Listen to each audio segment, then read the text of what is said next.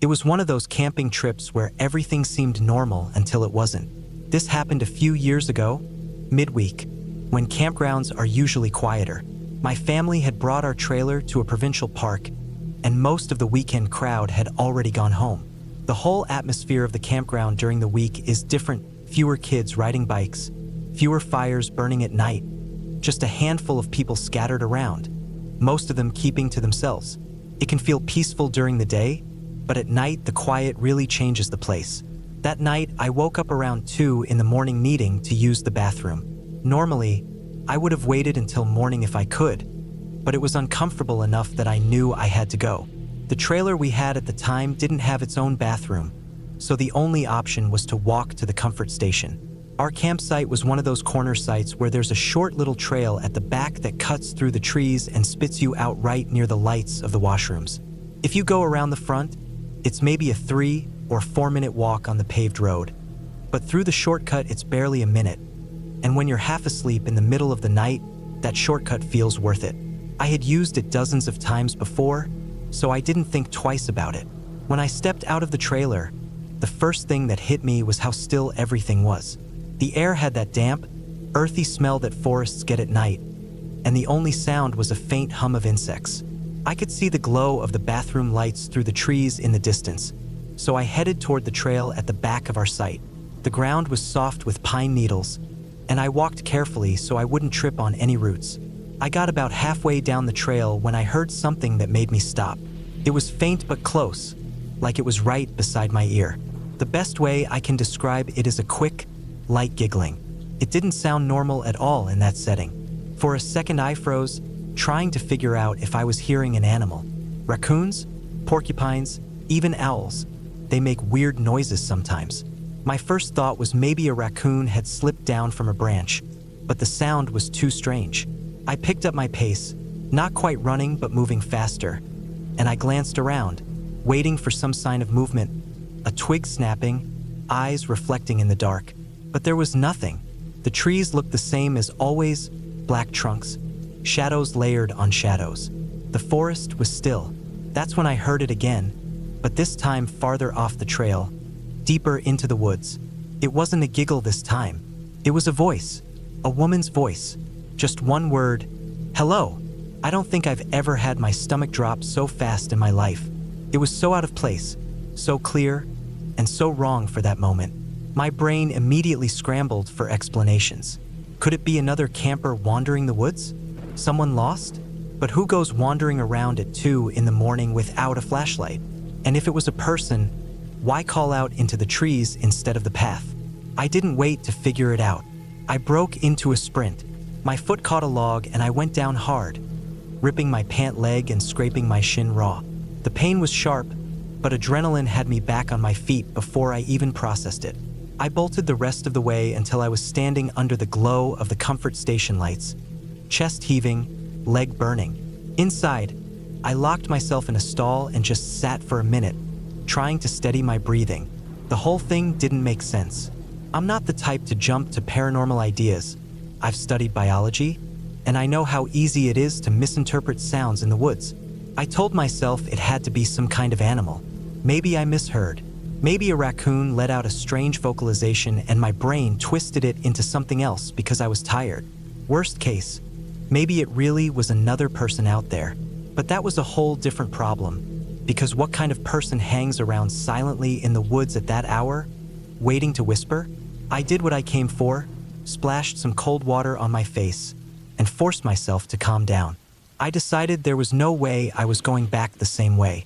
I would take the longer walk around the road, even if it meant more time out in the open. At least it wasn't through the trees. When I left the building, the night air felt colder.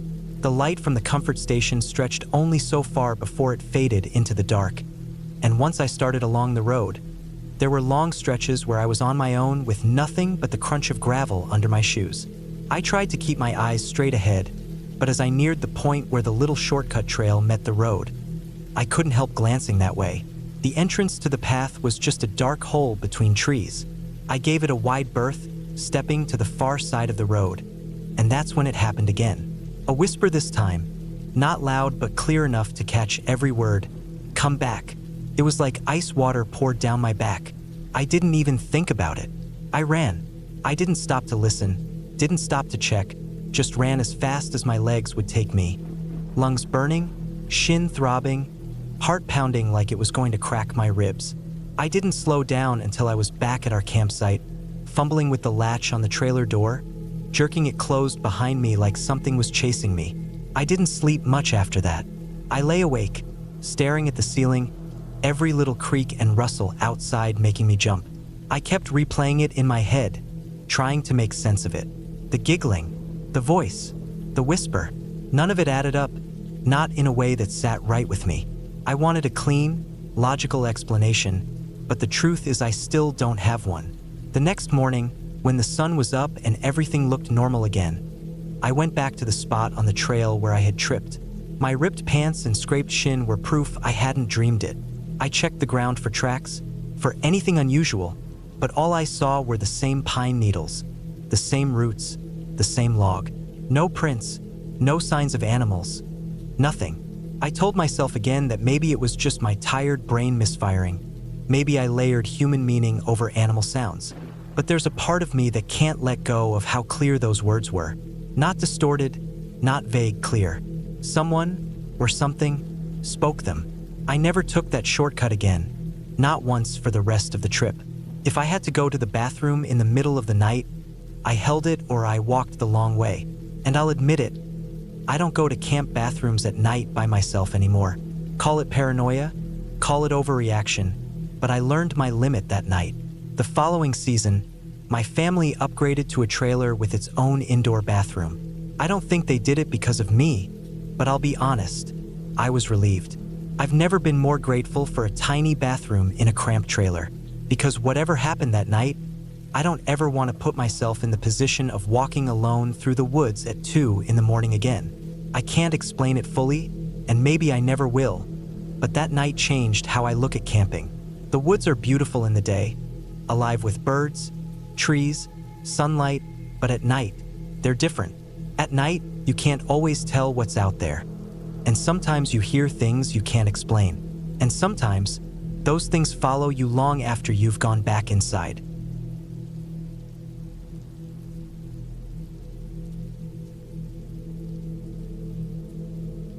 When I was in high school, my friends and I decided to take a camping trip deep into the mountains. It was the kind of trip we all thought was going to be fun, but also something to brag about later because of how remote it was. This wasn't a casual drive to a campground with picnic tables and bathrooms. The spot we picked was about 30 miles up a road that could barely even be called a road. To even attempt it, you needed a serious off-road vehicle. Luckily, one of my friends had a lifted truck with big tires and winches, the kind of thing people bring to mud bogs and trails. The road itself was brutal. It felt less like driving and more like crawling over the earth. There were sections with deep sand pits that threatened to swallow the truck. We had to stop a few times to throw branches down so the tires could grip. There were boulders the size of refrigerators that we had to crawl over so slowly it felt like the truck was going to tip on its side. At a few points, the trail crossed rivers, and I remember sitting in the passenger seat gripping the handle above the door while the water splashed up onto the hood. Every time we crossed, I kept thinking about what would happen if the engine stalled in the middle. We were miles from help, and there was no one else out there. That was one of the strangest parts of the whole drive. Not once did we see another person. We didn't pass a single truck. We didn't see any hikers. No one was camped along the road. My friend pointed out at one point that the trail didn't even look used recently. Usually, in Colorado, a road like that is popular with hunters, campers, or at least people out for the challenge of it. But this one was dead. Even the bushes that brushed against the side of the truck seemed like they had been left to grow for a long time. It gave me a strange feeling, like we were heading somewhere we weren't supposed to be. The road led into a box canyon.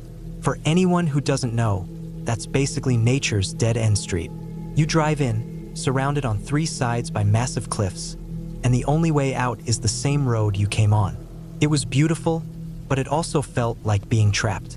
No shortcuts, no alternate trails, just a single rough track leading out, and that was it.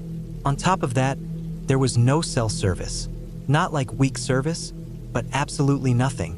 Even if you held your phone to the sky, even if you climbed a rock, you weren't going to get a bar. And with the canyon walls, it was hopeless. It took us all day to make it up there. By the time we reached the end of the road, we were exhausted. We picked a spot near the trees to set up camp. The cliffs around us glowed orange in the late light, and the shadows stretched long. Despite how difficult the drive had been, the place was incredible. It was quiet in a way you almost never get to experience. The kind of silence where you can hear your own heartbeat if you stand still enough. We set up tents, got a fire going, and cooked. Like we always did on camping trips. Someone suggested capture the flag once it got dark. It was tradition. We split into 2 teams, picked boundaries, and started running around in the dark like little kids. The fire flickered in the middle of camp while we scattered in every direction. During the second round, one of my friends and I decided to use the road itself to sneak around. It ran parallel to where the game was happening, and it gave us a clear path without having to trip over logs or fight through bushes. We climbed up onto the road, laughing quietly, and started walking down. The gravel crunched under our shoes, and the night air felt cool on my face. That's when we saw the glow. At first it looked like headlights in the distance, like another truck was coming down the road. But that made no sense. We hadn't seen another soul all day, and no one would come up that trail at night. The glow bobbed strangely, too, like it wasn't steady. As it got closer, we realized it wasn't headlights at all. It was the glow of a phone screen. The person holding it was a young woman. She was walking fast, almost stumbling, with one arm out in front of her holding her phone up like she was begging for service. The light lit up her face just enough for us to see she was crying. Her mouth was open, but she wasn't making any noise we could hear. Just these jerky sobs as she rushed past us. She wore jeans and a sweater, not hiking clothes. Not the kind of gear you'd need to get into a place like that. I froze. My friend froze too. It was so unexpected, seeing her out there, that neither of us knew what to do. She never looked at us, never showed the slightest sign she even knew we were there. Her eyes were glued to her phone, and she kept stumbling forward. I remember the sound of her shoes scuffing the dirt, the uneven way she moved, almost like she was drunk, except it didn't feel like that. It was panic. She was moving too fast, tripping on rocks, catching herself, crying harder each time she nearly fell. We just stood there, watching her. She passed us, the glow of her phone moving with her like a lantern. She kept walking, crying, stumbling, and then she rounded a bend in the road and disappeared. I don't know how long we stood there before I snapped out of it. My chest felt tight, like I couldn't breathe. I finally turned and shouted back toward camp, calling everyone in. We regrouped around the fire, and I told them what we had seen. I'll admit it, we were all creeped out. None of us wanted to go chasing after her in the dark. It didn't make sense, and the whole thing felt wrong. We stayed in camp that night, sitting close to the fire. No one laughing anymore. No one bringing up capture the flag again. In the morning, we decided to look. The first thought was maybe she had a camp down the road. Maybe she'd gotten lost from a group or had some kind of breakdown. We walked the length of the canyon road all the way to the end. Nothing. No tents. No cars. No signs of anyone. Then we packed up and made the long drive back out, stopping at the entrance where the trail met the main road. We searched around there too, thinking maybe she had walked the whole way. Again, nothing. No footprints that made sense. No abandoned vehicle. Nothing at all. What bothers me the most, even years later, is the way she was dressed. If she had somehow come into the canyon from the other side, she would have had to descend sheer cliffs. That's not possible without ropes, gear, and experience. She didn't have a backpack, didn't even have a jacket tied around her waist. Just jeans and a sweater, holding her phone like it was the only thing keeping her alive. And the way she ignored us. If she was lost and panicked, you'd think she would have grabbed onto us for help. But it was like we weren't even there. Like she couldn't see us, or maybe didn't want to. We never found her. We checked news later when we got home, thinking maybe there'd be a missing person report. Nothing. No story, no name, no mention of anyone gone missing in that area. I still feel guilty. I think about how she looked, stumbling, crying, holding that phone to the sky like it was going to save her. I think about how we froze, how we didn't follow her, how we just let her walk into the dark. I try to tell myself maybe she made it out, maybe she found another way. But every time I picture that canyon and those cliffs, I know there wasn't another way. It's been years, and I can still see her face lit up by that glow, tears streaking down, eyes never leaving the phone. I've been back to the mountains many times since, but I've never gone back to that canyon. I don't think I ever will.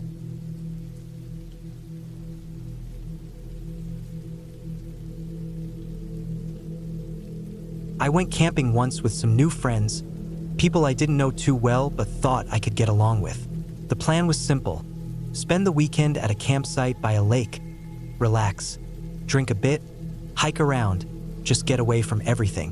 We had arranged tents ahead of time, and the deal was that my girlfriend and I would have our own, while two of the guys would share another. Everything seemed set until one of them, a guy I had only met a couple of times before, suddenly insisted that he couldn't share a tent with anyone. His reason was that he supposedly sleepwalked. At first I thought he was joking, but he was serious. He said it was a safety thing, that he didn't want to accidentally scare someone in the middle of the night. Honestly, it annoyed me. We had already packed and planned, and now my girlfriend and I were stuck sharing our small tent with basically a stranger while he got to stretch out on his own. I didn't say much though.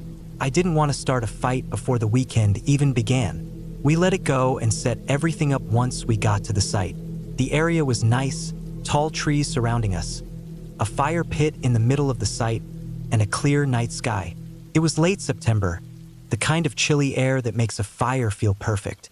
We cooked hot dogs, had some beers, laughed, and I tried to ignore how uncomfortable the sleeping situation was going to be. When we finally crawled into the tent, my girlfriend pressed up against me and whispered that she wasn't thrilled about sharing such a small space with someone we barely knew. I just told her to deal with it, that it was only for a night or two. Somewhere deep in the night, maybe around 2 or 3 in the morning, my girlfriend shook me awake. She was whispering that the guy who insisted on sleeping alone was freaking her out. I sat up, rubbed my eyes, and unzipped the tent flap to peek out. He was standing in the middle of the campsite, just slowly walking in circles. At first it didn't seem too strange. He had warned us about sleepwalking, so I thought that was exactly what was happening. I told my girlfriend to relax and that we just needed to keep an eye on him to make sure he didn't wander too far or hurt himself. But after about half a minute of him pacing, things escalated fast.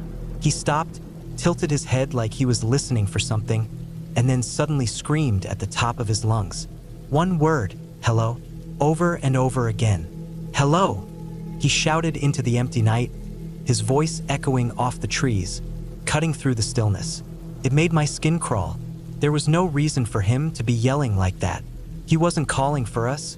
He wasn't even looking at us.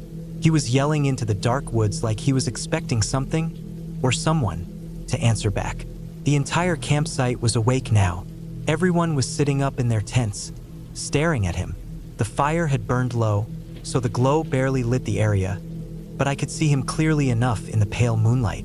He kept screaming that word, louder and louder, until my chest tightened with unease. Then, without warning, he stopped shouting, lifted his arm, and pointed straight into the trees. That's when I saw the glint of metal in his hand. A pistol. My stomach dropped. Up until that moment, I didn't even know he had brought a gun with him. None of us did. And now here he was, standing in the middle of camp in the dead of night, pointing it toward nothing. My girlfriend grabbed my arm so tightly her nails dug into my skin. I felt trapped in that moment, not sure what to do, only knowing how fast things could go wrong. I quietly reached for my own bag, where I kept a small handgun. I wasn't looking to start anything, but the thought that he might accidentally or intentionally shoot toward the tents made me want some kind of protection.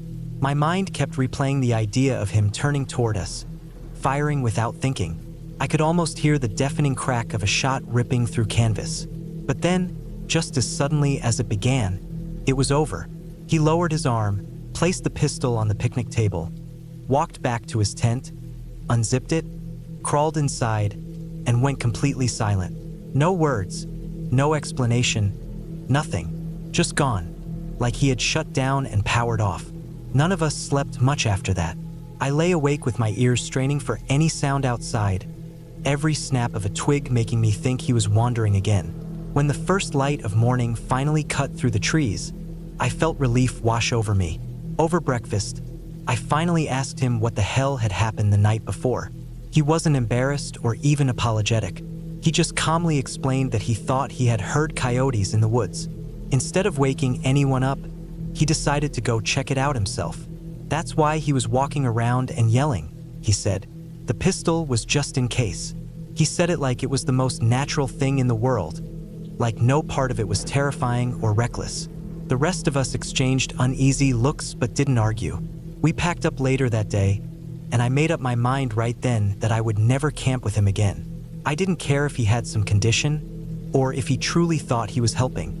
Being out in the woods at night with someone who could pull a gun on shadows was not something I was ever going to risk again. I kept my distance from him after that trip. We still crossed paths a few times in town, but I always kept things polite and short.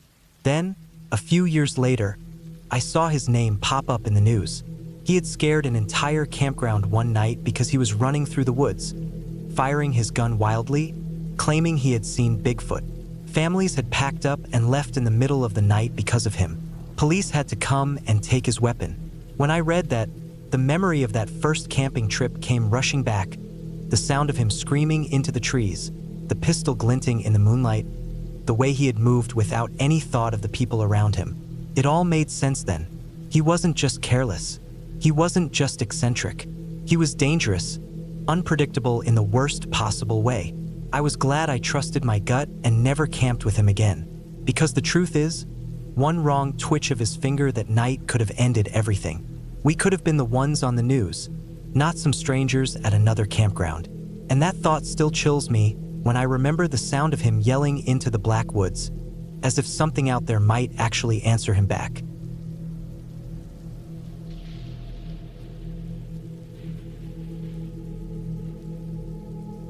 When my daughter was little, I started taking her on camping trips for her birthday instead of throwing parties.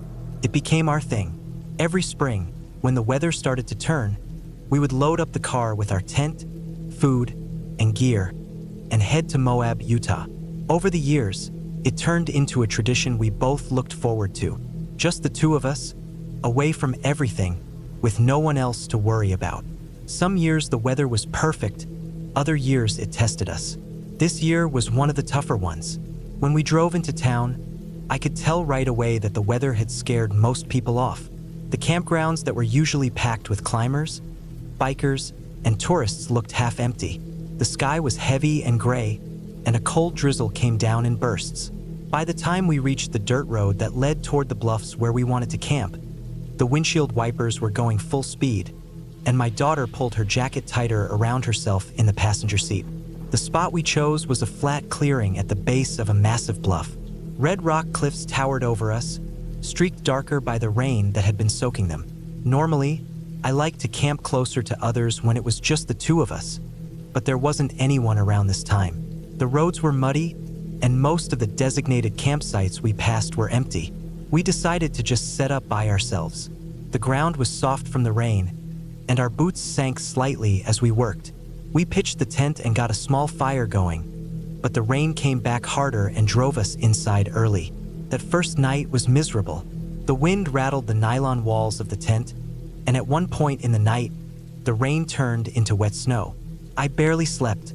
The cold bit into my bones, even inside my sleeping bag, and I could hear my daughter tossing and turning next to me. It was one of those nights where every sound seems louder. The dripping of water from the trees, the gusts of wind funneling down the bluff, even the small cracks of branches snapping under the weight of wet snow. By morning, the storm had passed. The sun came through in patches, warming the tent until it felt almost comfortable. When I finally crawled out, the world looked freshly washed. The dirt road that ran past our campsite was a mess of slick red clay, still wet from the night before. The bluff glistened with moisture. My daughter stepped out behind me, pulling her hood down as she squinted at the sun. We ate breakfast and decided to make the most of the clear weather. Before heading out, I walked down toward the road to see how muddy it was. That's when I froze. There, pressed deep into the wet clay, were giant footprints, barefoot. The prints were long, wider than any normal foot should be, with clear toe marks sunk into the red mud. They weren't just a couple prints either. There was a line of them, running straight down the road, past our campsite, disappearing around the bend. They looked fresh, the edges still sharp and not dried or crumbled by the sun. I stood there staring, my stomach tight. My daughter came over and saw them too. Neither of us said anything for a moment, but I could feel her staring at me, waiting for me to explain. The prints were bigger than mine by several inches. It looked as if some huge man had run past our camp in the middle of the night with no shoes on, through freezing cold mud and snow. I tried to think of any reason that made sense. No one in their right mind would do that. We followed them for a little while, our boots slipping in the clay. They went in long strides, like whoever made them was moving fast. Sometimes they veered slightly off the road and then back on. Then, just past a wash where the road dipped, the prints cut up toward the bluff and vanished on the rocky ground where mud no longer held the shape. I didn't like the feeling in my chest. The whole thing made no sense. It wasn't just the size of the feet. It was the fact that someone was close to our tent in the middle of the night, moving fast, barefoot, in freezing weather, out in the middle of nowhere. We hiked that day, but I couldn't shake it. Every time I looked at the red cliffs or the wide desert stretching out, I kept thinking about how empty it was and how isolated we were. Normally, that's what I loved about camping in Moab, the sense of being away from everything. But that day, it didn't feel freeing. It felt exposed. Back at camp, I found myself checking over my shoulder more often. I looked at the tracks again before the sun set, half hoping they'd be gone, washed away. But they were still there, drying harder now in the afternoon heat. When night came, I built a bigger fire than usual and kept it going late, even after my daughter had climbed into the tent. The flames crackled and spat, and I sat there listening to every distant sound until my eyes grew heavy. That second night, I woke up to silence. Not just quiet, but an absence of sound, the kind that presses in on you. I held still, straining to hear something, anything, but there was only the faint rustle of nylon as my daughter shifted in her sleep. I lay there for what felt like an hour, my ears ringing with how hard I was listening. Finally, I drifted back into a shallow, restless sleep. The next morning, I checked the road again. More prints. Not as close to our camp this time, but fresh ones. They overlapped some of the older, dried ones, still sharp at the edges. Again, barefoot. Again, running. That was enough for me. We packed up after breakfast. I told my daughter we'd check out some of the established campgrounds closer to town instead. She didn't argue. Neither of us felt right staying there another night. When we finally drove back down the dirt road, the tires slipped in the clay ruts, and I caught myself glancing in the mirror, half expecting to see someone coming up behind us. The line of prints followed the road for a long way before disappearing where the ground turned rocky. They didn't go toward any house, any trailhead, or any other sign of people, just off into nothing. By the time we got to a busier campground closer to Arches, I felt my chest loosen. Other campers, kids on bikes, the sound of voices and music, it all felt like a shield. That night, surrounded by tents and trailers, I finally slept through without waking. Even now, when I think back to that trip, the part that unsettles me most isn't the size of the prints or how strange it was for someone to be out there barefoot. It's the speed of them, the way they cut right past our camp in the night like we weren't even there. Whoever it was, or whatever state of mind they were in, they had been moving fast, like they were running from something or chasing something. And that's what sticks with me. Out there in the middle of nowhere, in the dark, in the cold, someone was running through the red clay while my daughter and I slept just a few yards away. That thought was enough to end our tradition of camping alone in the more remote spots. From then on, we stuck to campgrounds where we could at least see the glow of another fire, hear the sound of another person breathing in the night. Because as much as I love the solitude of the desert, I'll never forget the feeling of waking up to those prints and realizing just how alone we really had been.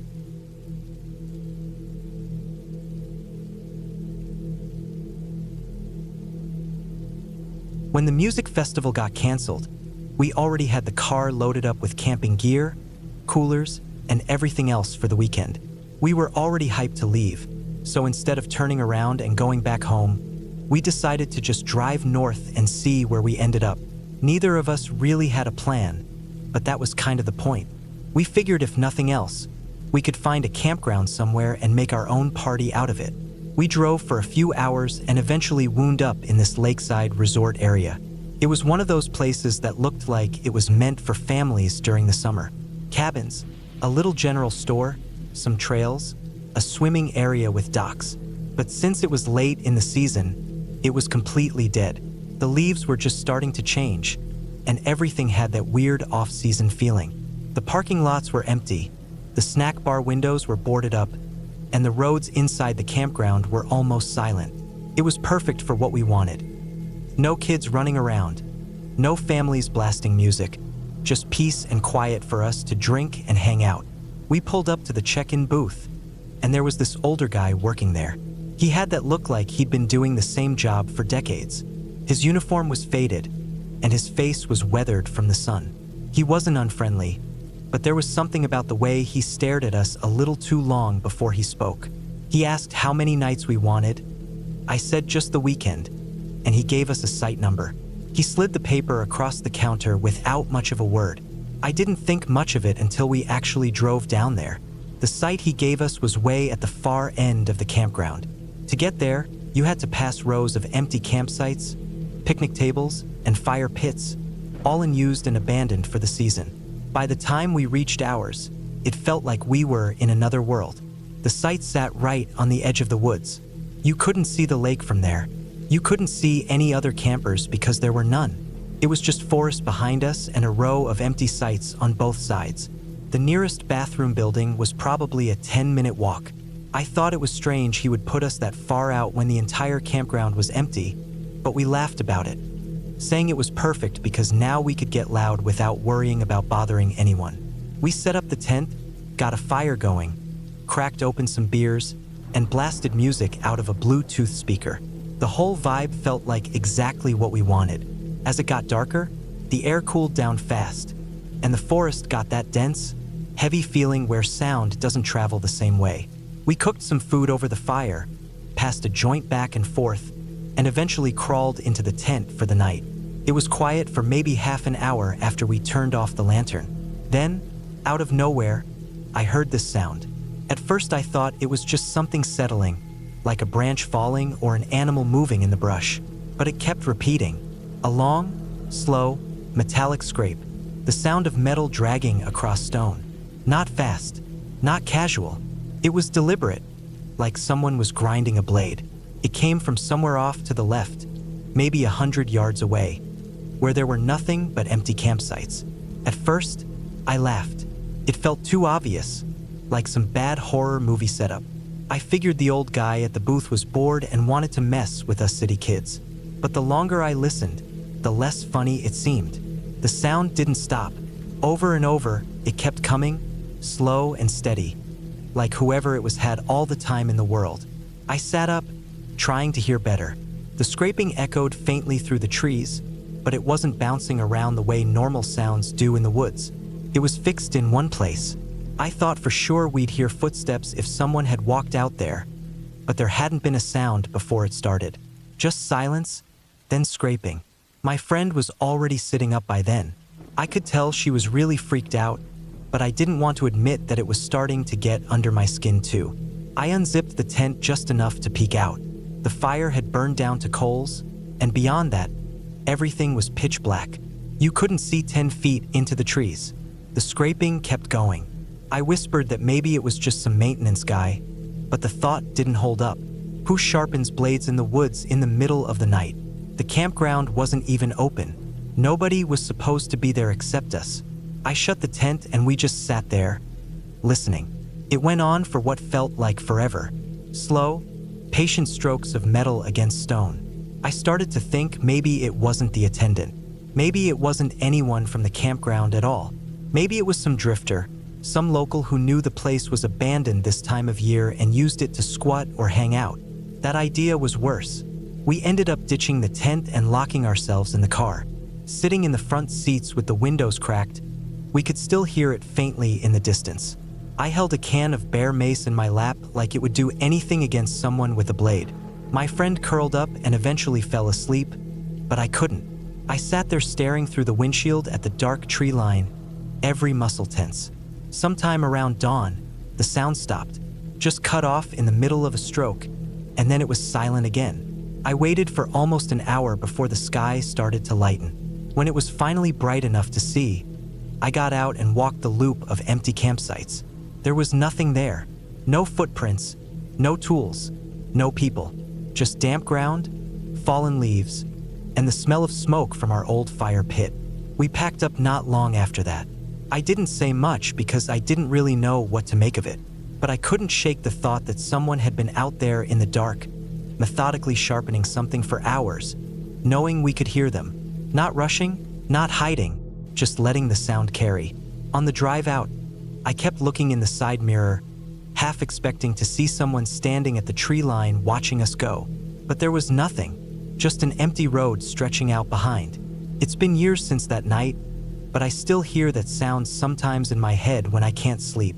That long, steady drag of steel against stone, echoing through the woods where no one was supposed to be. We never figured out who it was. Maybe it really was just someone camping illegally. Maybe it was some guy messing with us. Maybe it was nothing at all.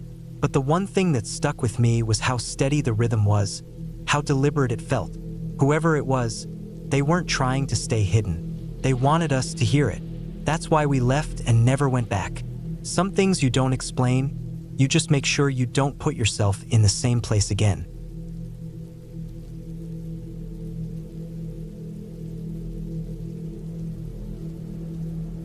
Back when I was in high school, weekends meant freedom. My buddy and I had started dating a couple of girls from a nearby town, and since none of us really had money or places of our own, we'd hang out wherever we could.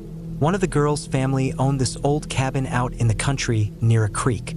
It wasn't fancy, just a plain wood structure tucked back behind a gravel road, surrounded by thick trees and a wide clearing. The cabin had electricity, a few beds, and some basic furniture, but it wasn't meant for full-time living. It was more of a weekend getaway spot for fishing and family cookouts. For us, it was perfect. We thought of it as our own little hideout, a place where we could escape the normal Friday night routine of parking lots, fast food, and bored cruising around town. One weekend in the fall, we went out there late in the evening. The sun had already dropped and the woods around the cabin were dark except for the faint light from the porch bulb that cast a yellow circle on the ground. The air was cool, the kind of damp chill that settles in when a creek runs nearby. The four of us brought snacks, some drinks, and a deck of cards. Nothing wild, just typical teenager stuff. We liked the feeling of being on our own, away from parents, with no one around to check on us. The closest farmhouse was down the road about a mile, and after that it was just woods and open fields.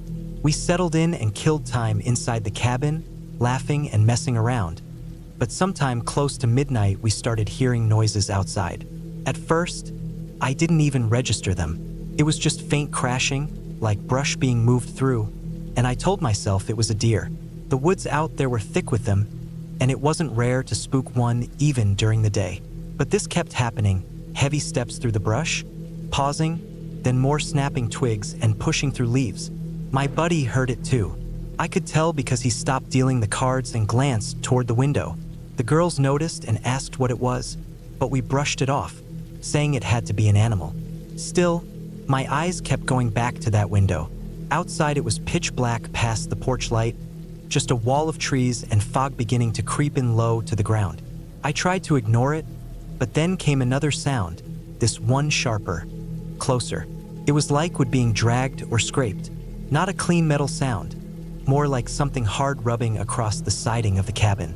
It started near the corner of the building and seemed to move along the wall, slow and deliberate, like someone pulling a branch or a stick against it. Every hair on my arms stood up. The cabin was small, so from where I sat I could almost picture exactly where the noise was coming from, maybe 10 feet away, just beyond the thin wooden wall. Nobody said anything for a long minute. We were all holding our breath, listening. The sound stopped, then came again, farther along the wall. Scrape, pause, scrape. It felt like it went the entire length of the cabin until it disappeared at the back. I could hear the creek out there, faint trickling water, but no footsteps, no voice, just silence after the last scrape. For a while, none of us moved. My heart was thudding, and I could see my buddy's jaw tightening. Eventually, we all kind of sat back down, pretending to relax, but it was forced. My mind kept racing through explanations, maybe an animal brushing against the wall, maybe wind dragging a branch. But there wasn't any real wind, and animals don't move like that. About half an hour passed. We sat in tense silence, every little creak of the old cabin making us twitch. The fog outside kept getting thicker, pressing against the windows so you could hardly see the tree line anymore. It was the kind of fog that swallows sound too, where everything feels muffled. We finally decided we weren't sticking around. We gathered our stuff quickly, none of us really talking, just moving with that quiet urgency you get when you're spooked. We turned off the lights, stepped out onto the porch, and locked the door behind us.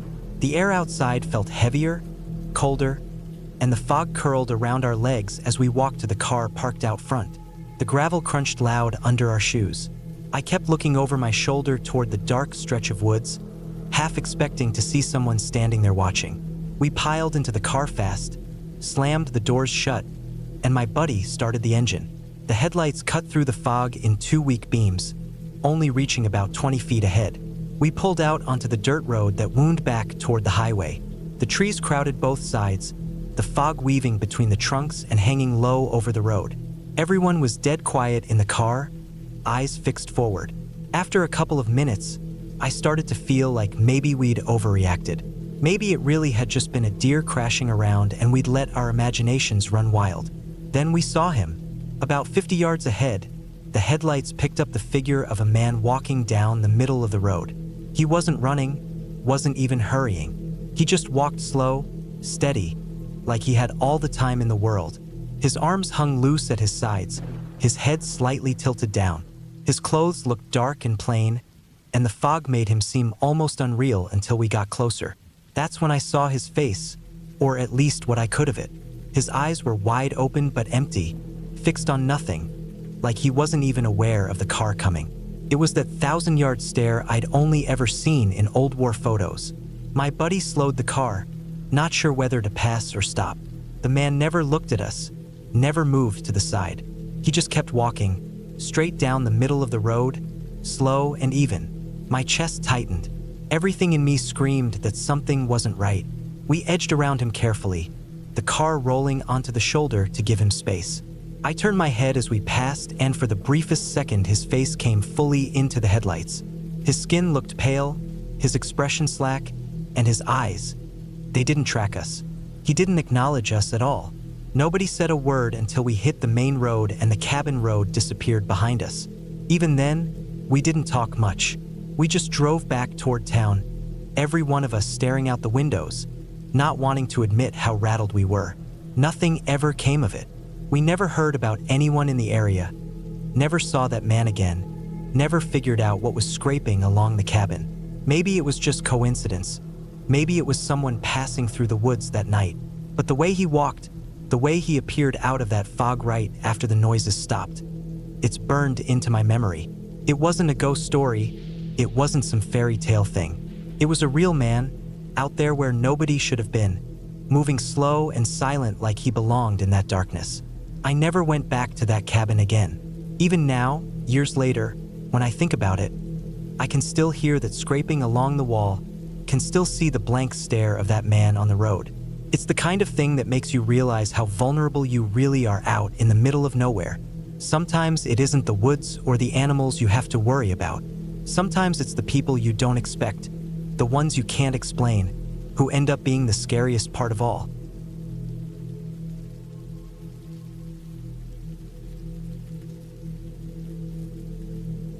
When I was a kid, camping with my family always felt like the safest and happiest thing in the world. We weren't the kind of family who went off deep into the woods with no one else around.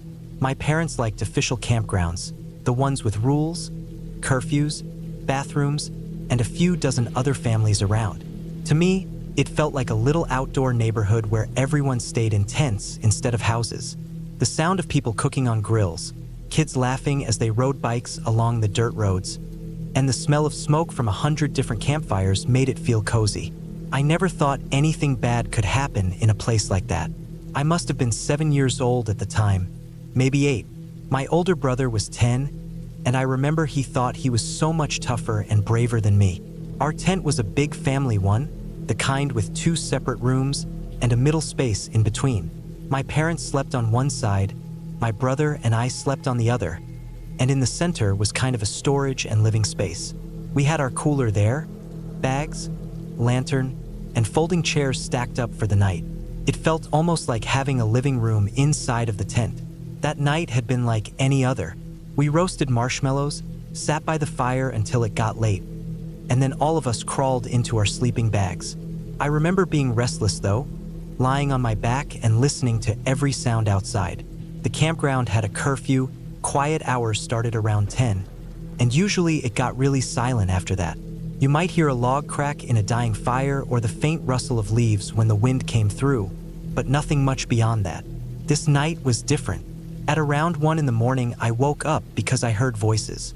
Loud voices. At first I thought it was a dream because they didn't fit with the way campgrounds normally felt at night. But when I opened my eyes, I saw my mom sitting up in her sleeping bag, looking toward the thin divider flap that separated the sleeping space from the middle of the tent. My dad was awake too, lying on his side but propped up on an elbow, listening. My brother mumbled something, but even at that age he knew not to be loud.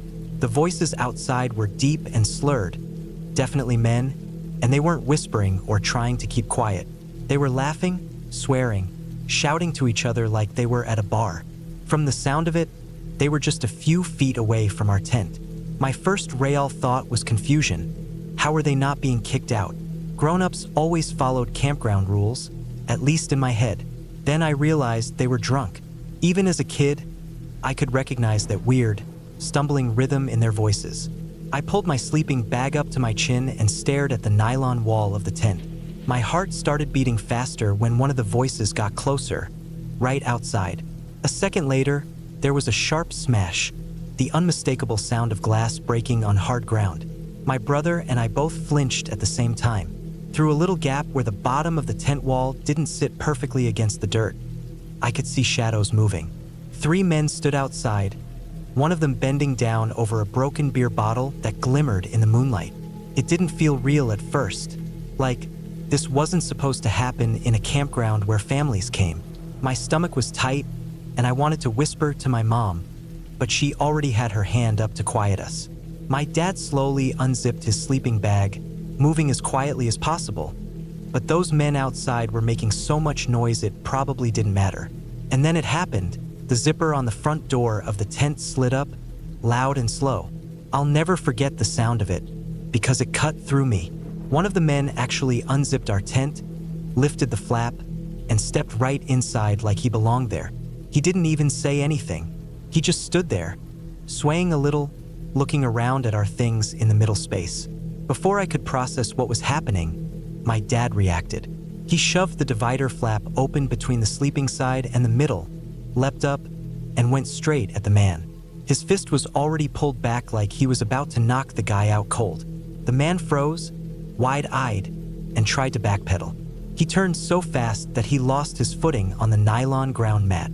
His foot caught on the tent fabric and he went flying forward, arms flailing.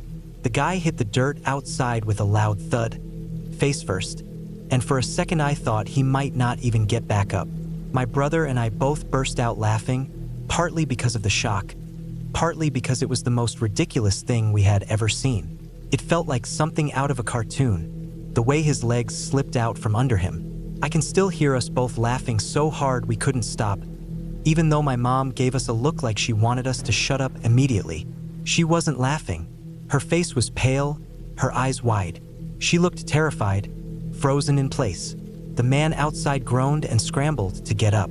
The other 2 guys started yelling, swearing, trying to help him, but they were so drunk that all 3 of them stumbled into each other. One of them nearly fell on the fire pit that was just a few steps from our tent.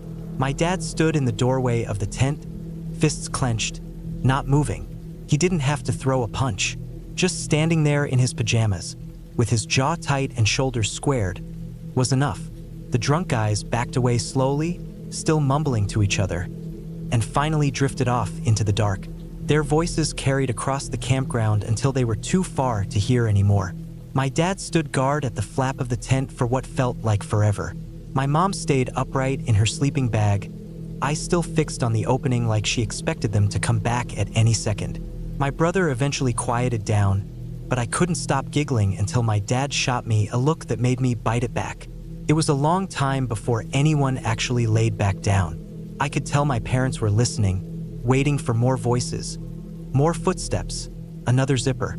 My heart was still racing, and the shadows of the trees against the tent walls made everything seem alive and threatening. I must have eventually drifted off, though, because the next thing I remember was waking up to daylight seeping in. The campground looked the same as it always did in the morning. Families were cooking breakfast on camp stoves. Kids were riding bikes. The smell of bacon carried through the air. But when we walked past the fire pit outside our tent, there was still broken glass scattered on the ground, the pieces glittering in the dirt. A little smear of dried blood marked where the man's face must have hit when he fell. My brother and I couldn't stop pointing it out and laughing all over again, but my parents weren't amused. Later that morning, I overheard my dad talking to the camp host. He reported what had happened, and the host said they'd had trouble with a group of drunk campers the night before. I don't know if those men were kicked out or if they left on their own, but by the next night, their site was empty. The campground was quiet again, back to normal. 4 years after that, whenever my family camped, I always thought about that night. It was the first time I realized that even in a place that feels safe, where rules exist and families gather, danger can still step right inside your tent.